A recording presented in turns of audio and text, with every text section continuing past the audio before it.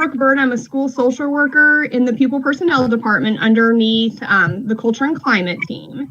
And I am going to share my screen and get these captions on. Brooke's doing that. I am Crystal Wilder. I am a Service Region Clinical Associate here in Jefferson Region for the Cabinet for Health and Family Services, Department of Community-Based Services, very easily put, Child Protective Services. Yeah. And I'm Chad Dewberry. I'm with Protective Services as well. I'm a specialist here, but before that, I was an independent living worker, worked with teenagers and young youth. So I definitely respect the teachers for what they do. Perfect. All right. So that just tells us who we are, tells you all who we are. So we're here to talk about safety supports. We've got a few training objectives today, and we want to ensure that child abuse and neglect can still be recognized and reported. We know that this is a different landscape that we're all navigating. And we want to make sure the adults who are still working with kids either virtually or who are talking to kids and families on the phone, know what to recognize and what to look and listen for. We want to support our staff who continue to provide services to kids and families.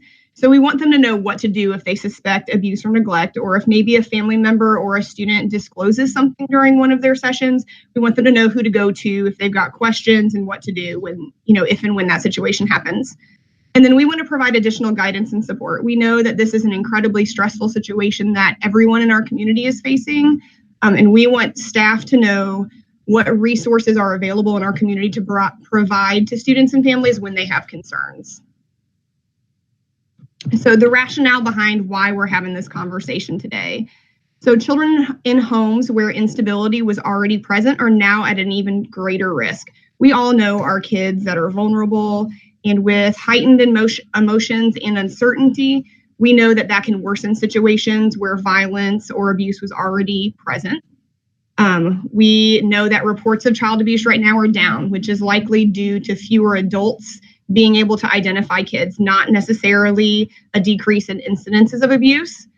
We know that kids are no longer physically coming into our buildings. They're no longer, going to daycares or their community centers. And then we also know that teachers and other educators make up about 20% of reports for abuse and neglect. So we don't think it's because that's not happening. We think it's because there's less eyes on kids. And then a statistic that we're not very proud of is that Kentucky leads the nation in rates of child abuse and neglect.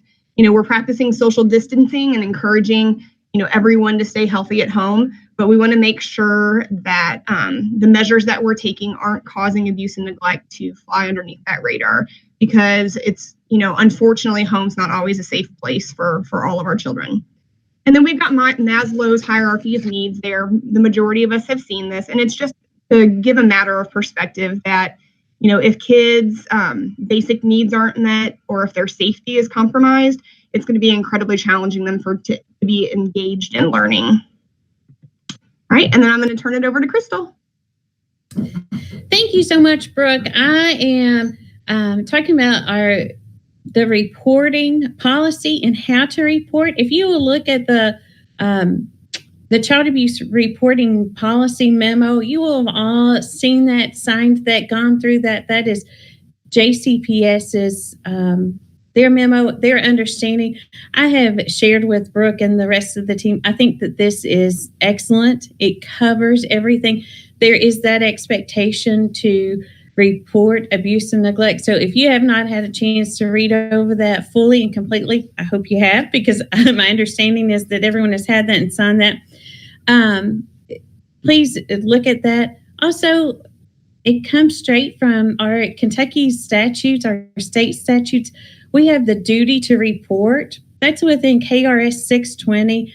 We are all mandated reporters. I think under under KRS 620, we have a duty to report. Anyone who knows anything about potential abuse or neglect with a child has firsthand or even secondhand information.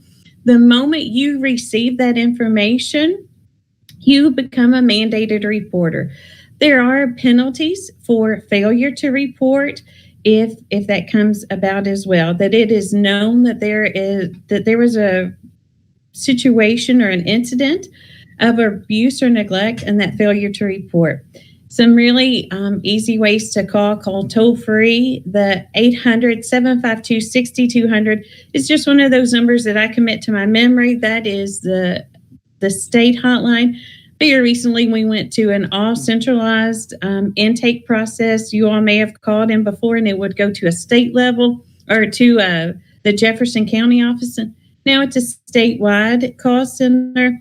The other is to report online. That is monitored 8 a.m. to 4:30, Monday through Friday. But if you still report that, they will get that the very next day. If it is after 4:30, contact the hotline. It is available 24 hours a day, 7 days a week. And we'll go to the next slide. So, okay. So a lot of questions are always like, so what will be asked when I make a report? You will be asked your name and the relationship to the child or individual. Part of that is simply so we know how the information came about. Calls are and emails are able to be anonymous. You can make them through the web and not you can give a fake email. However, we strongly encourage that you give your name and information on who the reporting source is. That allows the assigned worker to follow back up. If there are any other questions about the situation, then they can follow up and also reach out for more information and at times share information. The specific information as to the nature or extent of the abuse or neglect or dependency, that is simply tell them what you know. Current location of the child, condition of the child, knowledge of any previous child abuse or neglect. That is not necessary. It's just always something that we ask because, again, if we start to see patterns, those are huge red flags to us. Any immediate safety issues for the child, but that's also as well as for our investigative worker. We want to know the situation as well as we can. I get that sometimes may not always be possible, but as well as we can for what our worker is walking into. And then it's always very important when and if possible to know the perpetrator information, including the name, relationship to the child, and the whereabouts. Sometimes this can be a bit difficult because I have received reports in the past and the report really reads that child stated Uncle Boo did whatever, or when asked about a certain incident, it is a nickname. And so we really want to get as much information and that perpetrator information. That is not necessary. If you don't have it, please don't let that be a deterrent of not calling. And then we'll roll to the next slide, Brooke. And this one is about the actual disclosure. That is simply, as I said before, sharing what you know. A disclosure is the statement from the victim or the individual regarding the occurrence. If you hear that, witness an incident of domestic violence, or receive that information even secondhand, there again, at that moment, as we said before, you become obligated under state law to make that report. Make the report. Please don't interview the child or initiate any type of investigation. That is for a number of reasons. That's for, first and foremost, the child's safety. That's for your safety, and that's also for the integrity of the case. Because even if you did an excellent interview with the child, and I greatly appreciate the care and compassion that is shown to our children, we will have to speak to the child again, and we will have to go through that again. And we really want to limit that. However many times that the child has to tell their story. That's a difficult situation. So make the report, but don't interview the child or initiate any type of conversation or investigation. So, and now I think the next is our frequently asked questions. What is acceptance criteria? Wow, that is really broad. We have embedded some answers to those. That gives you very specifics of what acceptance criteria is. We follow our standards of practice, our SOPs. What does not meet criteria is usually what becomes a bit more hazy, such as corporal punishment is in some instances, and that's where we get really into how old is the child, where were the marks or bruises or indicators of abuse.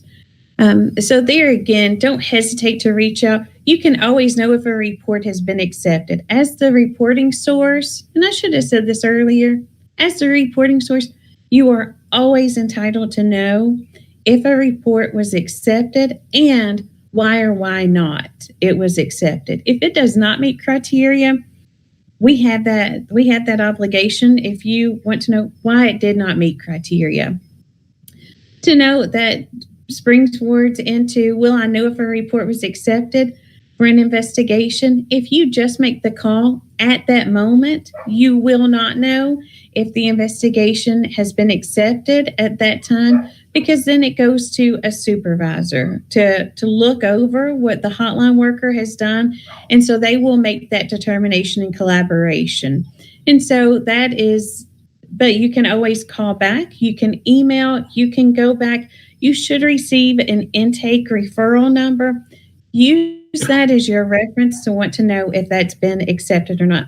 And the reasons why people don't report, there again, we have these embedded, but to know, a lot of times it is fear. It is fear of not knowing the full situation. Totally understandable, but we don't ask anyone to know the full situation. If you did, we wouldn't need investigative workers, but that's part of our role. The other is, you don't want to mess up the rapport that you may have with the family. I get that, but at the end of the day, we really put the child and the family's safety first and foremost.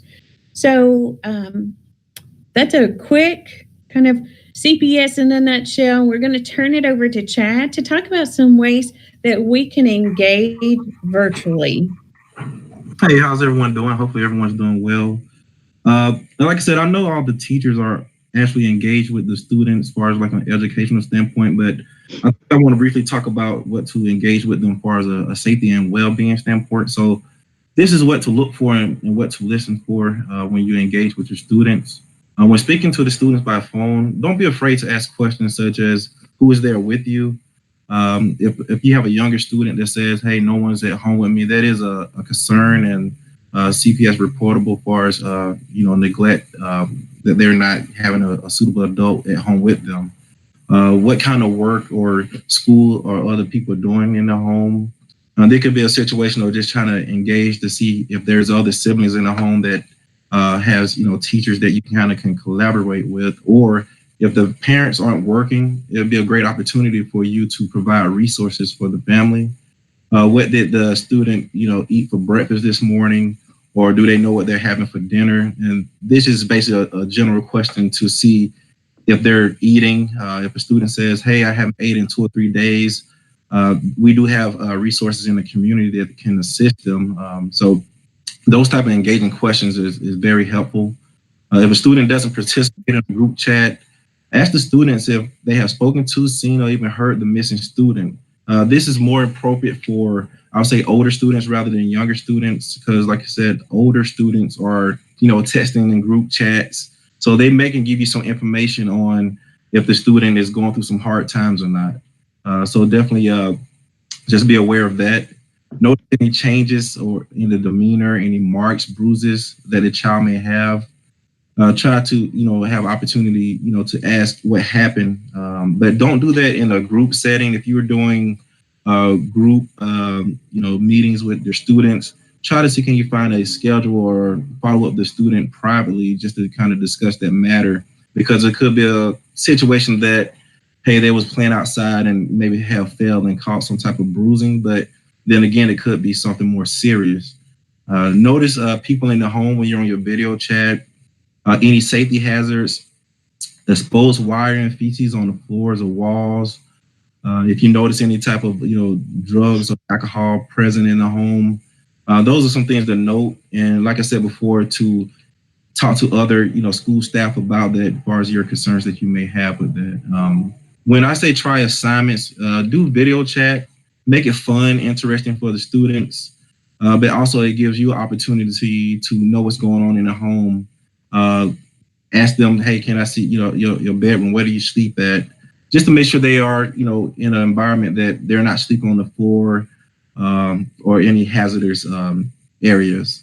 On the next slide, I want to talk a little bit about student safety suggestions. Um, do not close off any communication. Listen more than talk. Ask open-ended questions to get the students involved as well as the parents. Ask questions, but like I said, just give them an opportunity to express themselves and let them know that you care for them and you want to provide services and resources when possible. Be flexible. Don't be caught off guard by resistance. I know you all have been engaging with your students as well as parents ever since this Corona started, and you probably have met some resistance. Just don't be frustrated with it. Be flexible with the family, and hopefully eventually they will come along and be more engaging with you.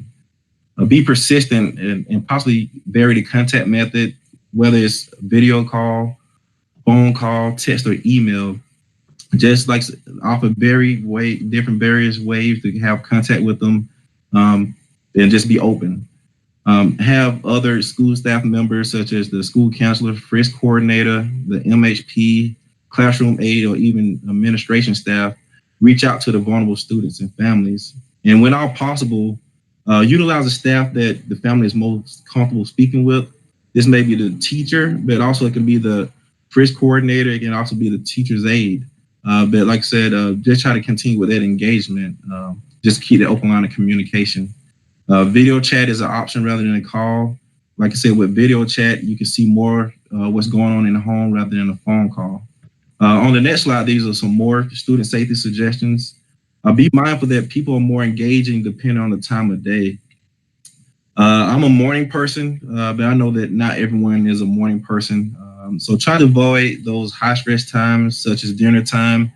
But you may have some family members or some parents that prefer evening phone calls. So just be flexible in that aspect to see what do they prefer as far as when you engage with them.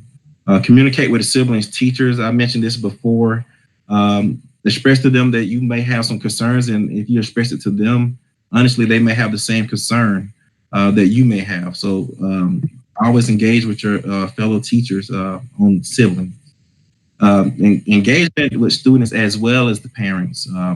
Ask the parent caregiver how they are doing, offer resources, more resources, and even more resources. Do not make any assumptions that everyone is fine, because the most important thing is that we want to, at this time, to provide support, but as well as the parents.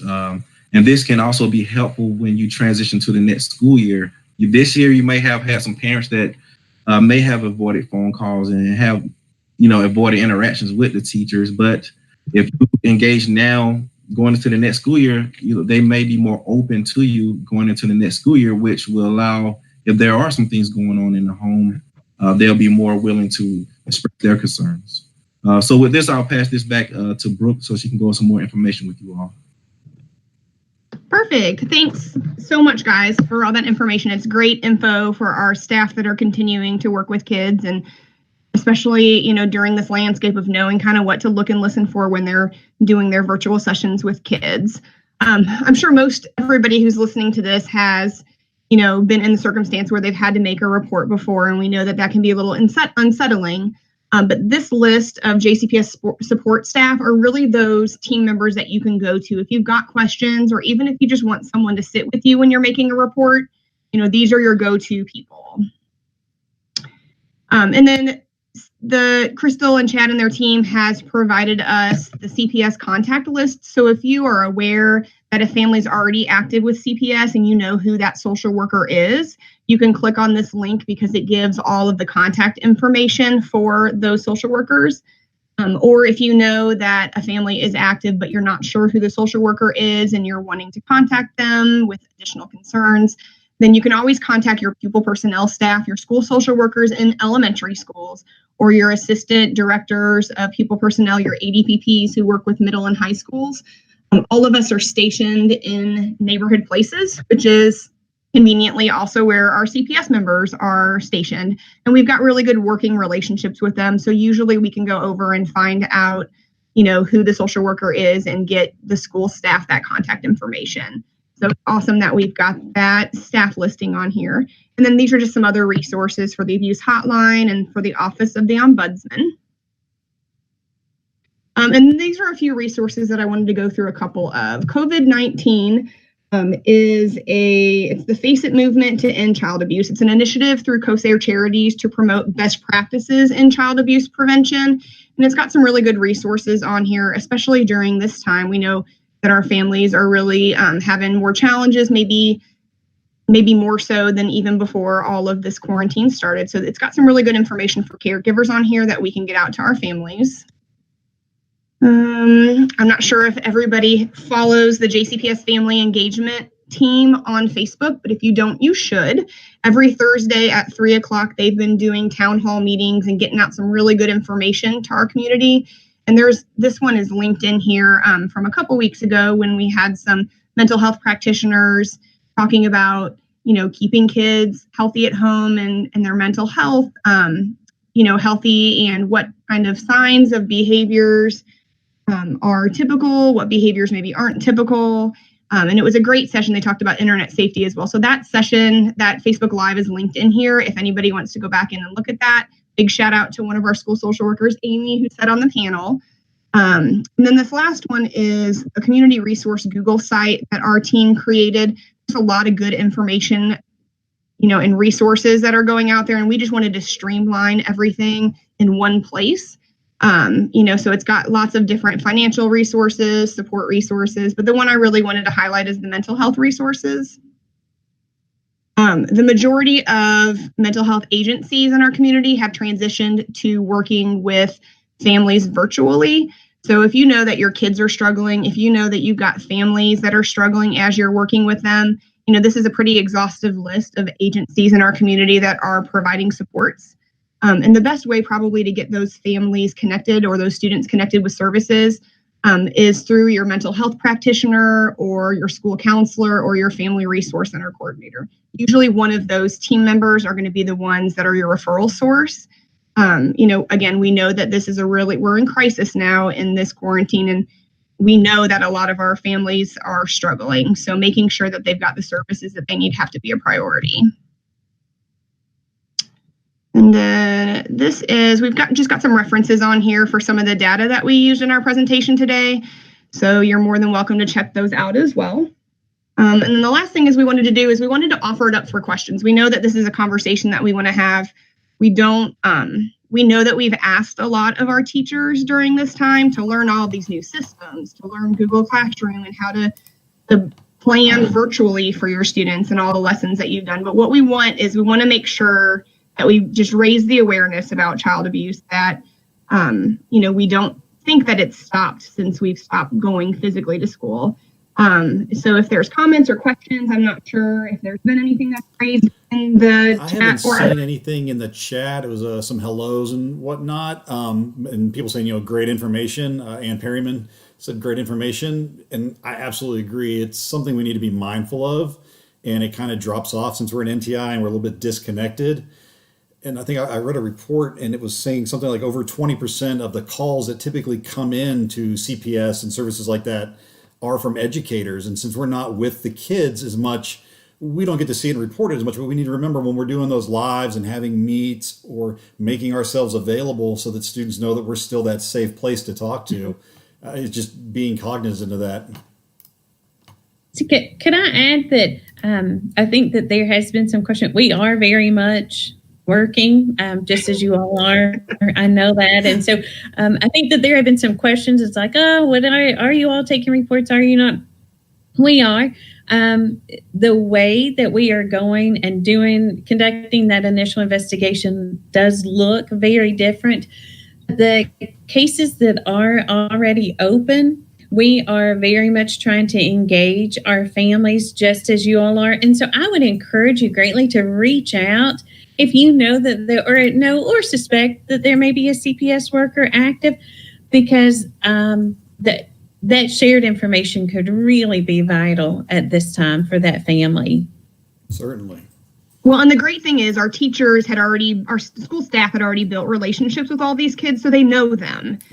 So if there is a change in behavior, even though it might be a little bit more difficult to tell when you're working with them virtually, you still already have built that relationship. So hopefully you're able to kind of hone in on those changes, and just being diligent of it, keeping that watchful eye, open as, the million other things that we've asked you to do on a daily basis now, but just keeping that watchful eye out.